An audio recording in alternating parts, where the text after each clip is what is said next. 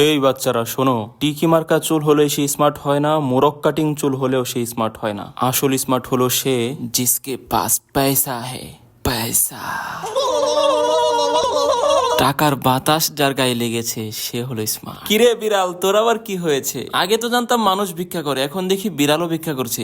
যাই হোক, এখন ইলিশ মাছের সিজন, আমি তোকে কিছু টাকা দিচ্ছি, ইলিশ মাছ কিনা খাইস, ঠিক আছে? এই নে 3000 টাকা। আর হ্যাঁ, একটা কাজ করবি, যার সাথে দেখা হবে তাকেই বলবি আমি টাকা দিয়েছি, তা না হলে মানুষ জানবে কি করে আমি এত স্মার্ট। এই বিড়াল একটু দাঁড়া, আরেকটা কাজ বাকি আছে। তোকে যে আমি ভিক্ষা দিচ্ছি এটা সোশ্যাল মিডিয়া আপলোড করব। হ্যাঁ, সেলফি তোলা হচ্ছে, মুখটা একটু বাঁকা করো। ওহ, ছবিটা দারুণ হয়েছে, এই দিয়ে দিলাম আপলোড। কি দারুণ, মুহূর্তের মধ্যে লক্ষ লক্ষ ভিউ, এখান থেকেও ইনকাম হবে।